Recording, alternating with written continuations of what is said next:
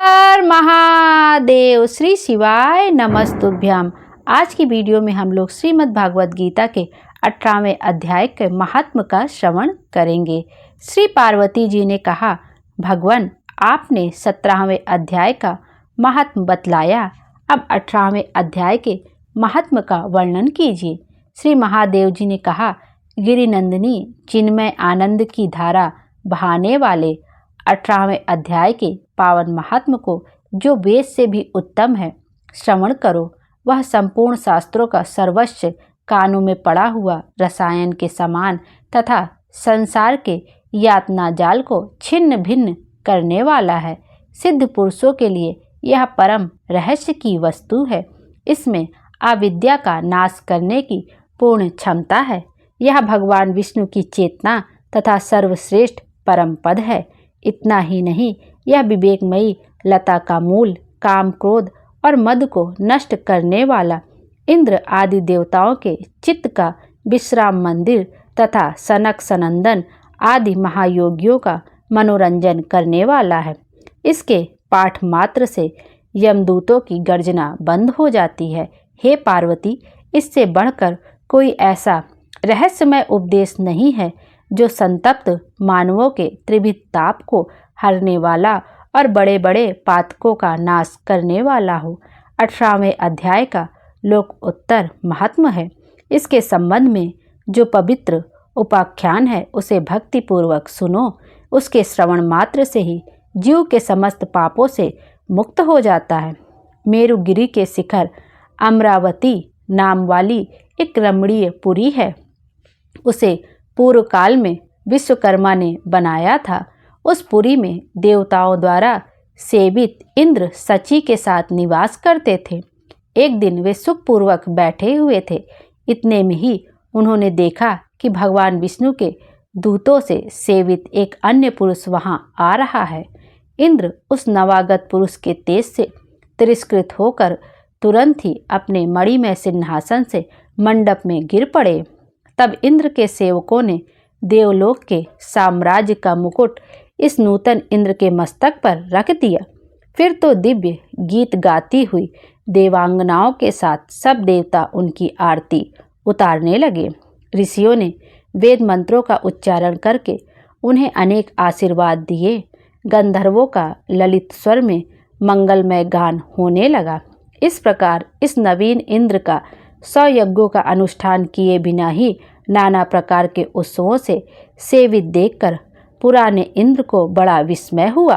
वे सोचने लगे, इसने तो मार्ग में ना कभी प्याऊ बनवाए हैं, ना पोखरे खुदवाई हैं और ना पथिकों को विश्राम देने वाले बड़े बड़े वृक्ष ही लगवाए हैं।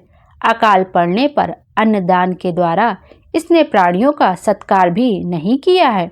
इसके द्वारा तीर्थों में सत्र और गांवों में यज्ञ का अनुष्ठान भी नहीं हुआ है। फिर इसने यहाँ भाग्य की दी हुई ये सारी वस्तुएं कैसे प्राप्त की है? इस चिंता से व्याकुल होकर इंद्र भगवान विष्णु से पूछने के लिए प्रेम पूर्वक क्षीर सागर के तट पर गए और वहाँ अकस्मात अपने साम्राज्य से भ्रष्ट होने का दुख निवेदन करते हुए बोले, लक्ष्मीकांत, मैंने पूर्व काल में आपकी प्रसन्नता के लिए 100 यज्ञों का अनुष्ठान किया था। उसी के पुण्य से मुझे इंद्र पद की प्राप्ति हुई थी, किंतु इस समय स्वर्ग में कोई दूसरा ही इंद्र अधिकार जमाए बैठा है। उसने ना तो कभी धर्म का अनुष्ठान किया, ना यज्ञों का। फिर उसने मेरे दिव्य सिंहासन पर कैसे अधिकार जमाया है? श्री भगवान बोले, इंद्र, वह गीता के 18वें अध्याय में से 5 श्लोकों का प्रतिदिन पाठ करता है। उसी के पुण्य से उसने तुम्हारे उत्तम साम्राज्य को प्राप्त कर लिया है। गीता के 18वें अध्याय का पाठ सब पुण्यों का शिरोमणि है। उसी का आश्रय लेकर तुम भी पद पर स्थिर हो सकते हो। भगवान विष्णु के ये वचन सुनकर और उस उत्तम उपाय को जानकर इंद्र ब्राह्मण का वेश बनाए गोदावरी के तट पर गए। वहां उन्होंने कालिका ग्राम नामक उत्तम और पवित्र नगर देखा, जहां काल का भी मर्दन करने वाले भगवान ईश्वर विराजमान हैं। वही गोदावर तट पे एक परम धर्मात्मा ब्राह्मण बैठे थे, जो बड़े ही दयालु और वेदों के पारंगत विद्वान थे। वे अपने मन को वश में करके प्रतिदिन गीता के 18वें अध्याय का स्व अध्याय किया करते थे। उन्हें देखकर इंद्र ने बड़ी प्रसन्नता के साथ उनके दोनों चरणों में मस्तक झुकाया और उन्हीं 18वें अध्याय को पढ़ा। फिर उसी के पुण्य से उन्होंने श्री विष्णु का सायुज्य प्राप्त कर लिया। इंद्र आदि देवताओं का पद बहुत ही छोटा है, यह जानकर वे परम हर्ष के साथ उत्तम बैकुंठ धाम को गए। अतः यह अध्याय मुनियों के लिए श्रेष्ठ परम तत्व है। हे पार्वती, 18वें अध्याय के इस दिव्य महात्म का वर्णन समाप्त हुआ। इसके श्रवण मात्र से मनुष्य सब पापों से छुटकारा पा जाता है। इस प्रकार संपूर्ण गीता का पाप नाशक महात्म बतलाया गया। महाभागे, जो पुरुष या नारी श्रद्धा युक्त होकर इसका श्रवण करते हैं, वह समस्त यज्ञों का फल पाकर अंत में श्री विष्णु जी का सायुज्य प्राप्त कर लेते हैं। आइए अब श्री कृष्ण जी की आरती का भी श्रवण कर लेते हैं। आरती कुंज बिहारी की, श्री गिरिधर कृष्ण मुरारी की।